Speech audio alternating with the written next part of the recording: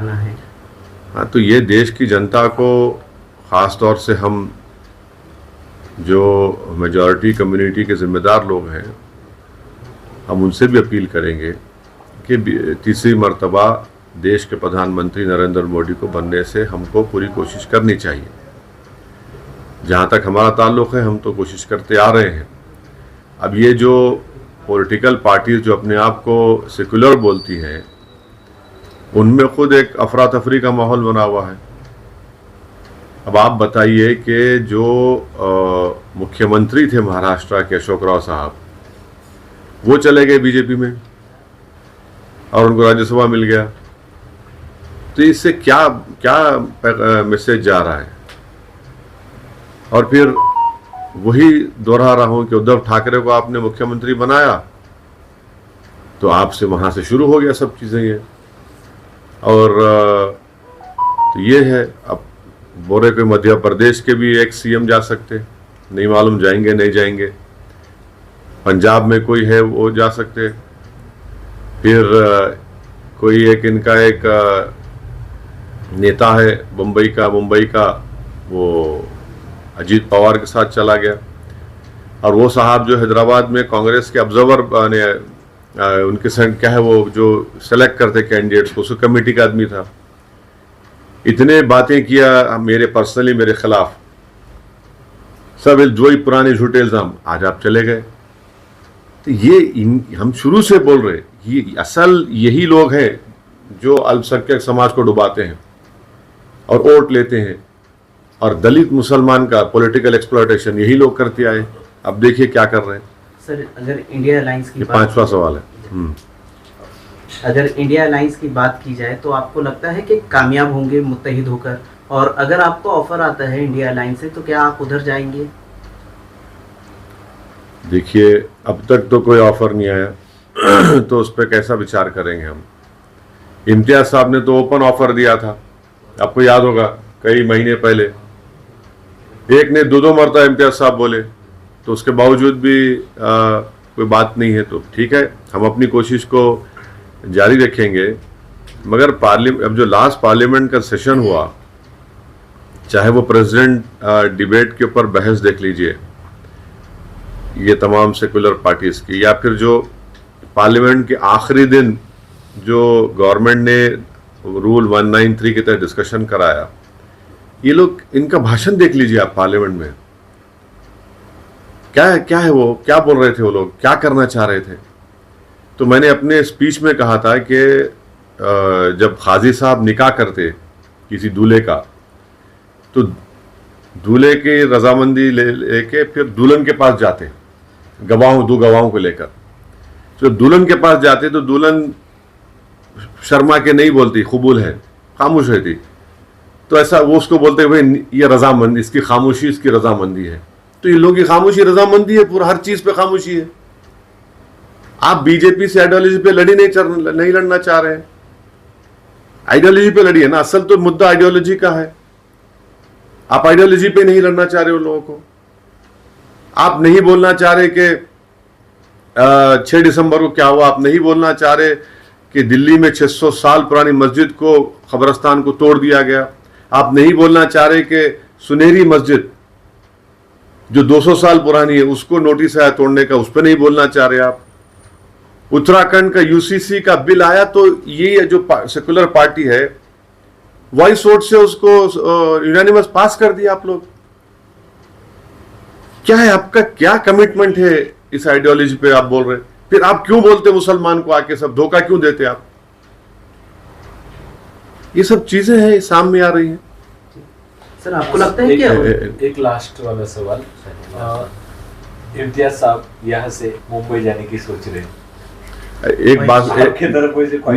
एक बात सुनिए, मीरा रोड में जो हुआ, मीरा रोड कोई महाराष्ट्र का कोई रूरल एरिया नहीं है। मीरा रोड जो है कोई नगर के पास ऐसा एक मस्जिद के अंदर खतराव हुआ, वहां पर एक बच्चा का इंतकाल भी हो गया। एक रूरल एरिया में हुआ, कई इंसिडेंट होते। आप तो मुंबई शहर में बुलडोजर लगाकर घर को तोड़ दिए, कारखाने को तोड़ दिए, वन साइड एक्टिविटी आपने किया, एक्शन लिया। कितने पीड़ित परिवार के लोग मुझे इम्तियाज साहब को फोन करके रो रहे थे कि साहब कोई तो आओ, कोई नहीं है हमारे पास। अब चुनाव आएगा तो पूरे भाग भाग के जाएंगे सब सेक्युलरिज्म के जो चौधरी हैं, जो हमको गाली देते। काश इम्तियाज साहब वो तमाम फोन रिकॉर्डिंग जो बातें वो फोन पे किए रिकॉर्ड कर लेते तो हर एक के आंख में आंसू आ जाते। आप उनको बेघर कर दिए, कारोबार से महरूम कर दिए। तो ये जरूरी है कि हमारी उनकी इंसाफ के लिए, उनको बचाने के लिए इम्तियाज साहब ने ये बात कही है और इंशाअल्लाह ताला पार्टी फैसला करेगी। पार्टी कहाँ से लड़ेगी, पार्टी फैसला करेगी। पार्टी में अभी डिस्कशन हो रहा है, विचार हो रहा है, बहस हो रही है, पर पार्टी तय करेगी। औरंगाबाद के ताल्लुक से तो मैं तो औरंगाबाद की आवाम को सलाम करता हूँ और ज़िंदगी भर मैं उनका एहसानमंद रहूँगा कि उन्होंने एक बेहतरीन एमपी को यहाँ से उन्होंने इलेक्ट किया। और इम्तियाज़ जलील साहब का 5 साल का आप उनका परफॉर्मेंस देखेंगे पार्लियामेंट के अंदर, सबसे ज़्यादा सवालात इम्तियाज़ जलील और मैं पूछे। हर मसले पर इम्तियाज़ जलील साहब अपनी पार्लियामेंट में बात को उठाए। महाराष्ट्र का मसला हो, इम्तियाज़ जलील साहब सबसे आगे रहे। धनगर रिजर्वेशन का मसला हो, इम्तियाज़ जलील साहब बोले उस पर। मराठा रिजर्वेशन पे इम्तियाज़ जलील साहब बोले। महाराष्ट्र में जो मुसलमानों में जो बैकवर्ड कास्ट हैं उनको रिजर्वेशन दो, इम्तियाज़ जलील साहब बोले। महाराष्ट्र के किसानों का मसला आया, इम्तियाज़ जलील साहब बोले। और पूरे औरंगाबाद में अल्हम्दुलिल्लाह खाली 1-2 इंसिडेंट्स को छोड़कर औरंगाबाद पार्लियामेंट कॉन्स्टिट्यूंसी पीसफुल रही। और औरंगाबाद की तारीख में, बल्कि महाराष्ट्र की तारीख में एक बहुत बड़े दंगे को होने से इम्तियाज़ जलील ने बचा लिया। आप मुझे बताइए कि कोई ऐसा एमपी होगा जो एक रिलीजियस प्लेस ऑफ वर्शिप के पास जाकर बैठ गया कि नहीं यहां पर हाम होने नहीं दूंगा मैं। इतना बड़ा काम इम्तियाज़ जलील साहब किए। तो यकीनन औरंगाबाद की आवाम के लिए इम्तियाज़ जलील साहब बेहतरीन खिदमत की और इंशाअल्लाह ताला वो खिदमत करते रहेंगे। पार्टी फैसला करेगी, इसमें ज़्यादा आप लोग उसको स्ट्रेच मत करिए। सर, आपको अक्सर अक़लियतों का नेता माना जाता है। आपको लगता है कि जो हिंदुस्तान में मुसलमान रहते हैं उन्हें डराया जा रहा है, कभी मॉब लिंचिंग के नाम पर, कभी एटीएस? मैंने तो ये तमाम बातें अपने पार्लियामेंट लास्ट सेशन में जो प्रेसिडेंट डिबेट हुआ था उसमें कही है। आज भारत के जो मुसलमान हैं जिनकी आबादी 17 करोड़ है, वो अपने आप को ऐसा महसूस करते हैं जिस तरह हिटलर के ज़माने में यहूदी महसूस करते थे अपने आप को। मैंने पार्लियामेंट में बात कही है ये, तो इसमें क्या, उसमें और छुपाना क्या है उसमें? मैंने यहाँ तक कह दिया कि हमको भारत के प्रधानमंत्री पर अब यकीन नहीं रहा है, क्योंकि वो उनकी ही सरकार में सब चीज़ें हो रही हैं। आप बताइए हल्द्वानी में क्या हुआ है, किस तरीके से वहाँ पर पुलिस फायरिंग में लोगों को जान ले चली गई उन लोगों की। मीरा रोड मामले पे वारिस पठान साहब को भी कल नोटिस दी गई, उनको नहीं जाने दिया गया। तो आप क्या जाएंगे वहाँ पर? क्यों, तो वहाँ काफ़ी लोगों की। नहीं, हम जाएंगे, क्यों नहीं जाएंगे, बराबर जाएंगे। अरे भाई, हम ही तो जा रहे हैं।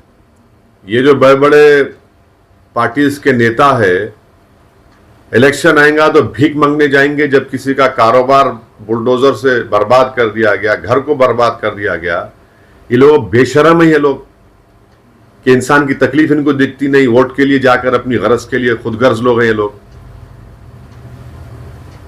वन साइडेड एक्शन शिंदे सरकार ने ली, मैं उसे कंडेम करता हूं। बुलडोजर चलाते आप, इतने साल से क्या कर रहे थे? ये आपको सरकार चलाएंगे, बुलडोजर चलाएंगे, संविधान चलाएंगे आप लोग? जो सियासत चल रही है तोड़ जोड़ की, उस पर क्या कहेंगे आप? ऐसा है, उर्दू का एक शेर है, इखलाक का जलता हुआ घर देख रहा हूँ, देखा नहीं जाता मगर देख रहा हूँ। अभी जो कल तक MIM को क्या क्या बोलते थे, अनाप शनाप बकते थे, और वही खुद आज बीजेपी और कम्युनल फोर्सेस साथ चले जा रहे हैं। तो इससे साफ जाहिर हो रहा है कि सेकुलरिज्म के नाम पर हमेशा से जनता को धोखा दिया, ख़ास तौर से दलितों को, अल्पसंख्यक समाज, मुसलमानों को।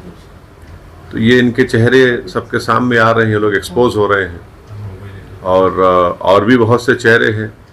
मैं शुरू से कह रहा था कि जब कांग्रेस ने और राष्ट्रवादी कांग्रेस ने शिवसेना की सपोर्ट की थी और उद्धव ठाकरे को मुख्यमंत्री बनाया, उसी वक्त हमने कहा था कि ये इनका असली चेहरा आ चुका है, सेकुलरिज्म इनका एक निखाब था, वो उठ चुका है। और उसके बाद से आप देख रहे हैं कैसे कैसे चेंजेस और तब्दीलियां पैदा हो रही हैं। सर, पंतप्रधान ने अरबी में भाषण किया अबू धाबी में, हाँ, क्या कहेंगे आप इसको? ऐसा है ना, आप लोग जो है मोहब्बत में, वो उर्दू में एक वर्ड है गुलू, माने उसमें आप लोग डूब जाते हैं। अब वो सामने अगर टेलीप्रॉम्प्टर रहा, वो देख के बोल दिए, अच्छा करे, क्या है उसमें क्या, आप लोग इतना क्यों आसमान सर उठा ले रहे? मैं भी थोड़ी बहुत कुरान पढ़ दूं, आयत पढ़ दूं, तो उसमें क्या है? तो वो टेलीप्रॉम्प्टर पे उनको लिख के दे दिए प्रधानमंत्री को, वो बोले। और दुबई जो हमारा स्ट्रेटेजिक पार्टनर बना हुआ है, और दुबई में भारत के बहुत बड़ी तादाद में लोग रहते हैं, वहाँ से बहुत बड़ा हमको फॉरेन एक्सचेंज आता है, और तीसरा दुबई एक बहुत बड़ा भारत का ट्रेड पार्टनर भी है। तो ये बात है।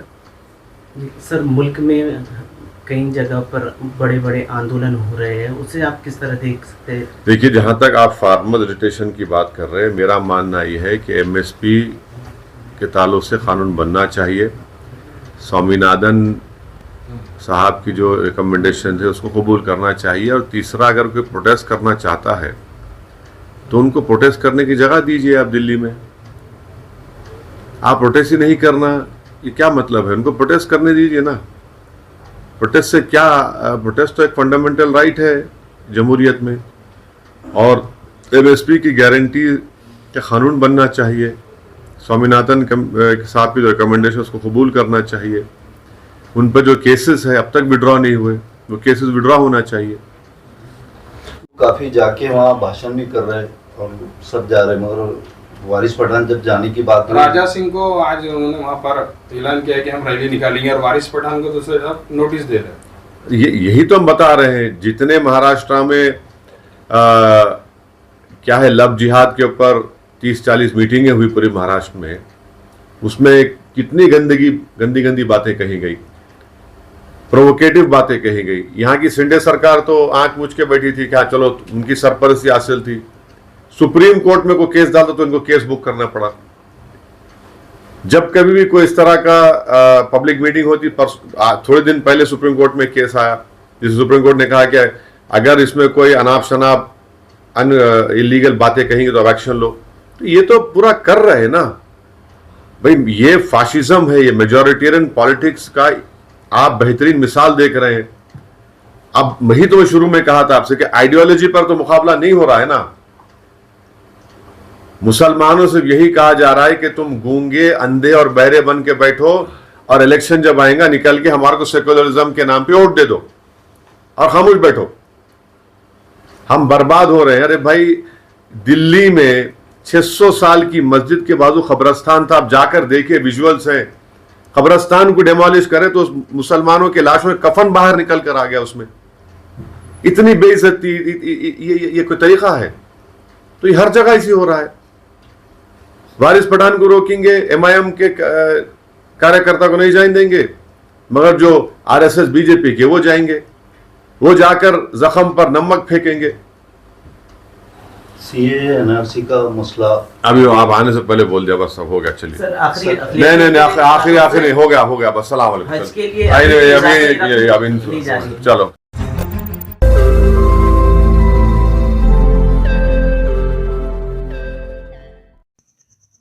रोज़ नई खबरों को देखने के लिए हमारे औरंगाबाद समाचार चैनल को सब्सक्राइब कीजिए और नोटिफिकेशन पाने के लिए हमारे बेल आइकन को दबाइए ताकि हर खबर की नोटिफिकेशन आपको मिलती रहे।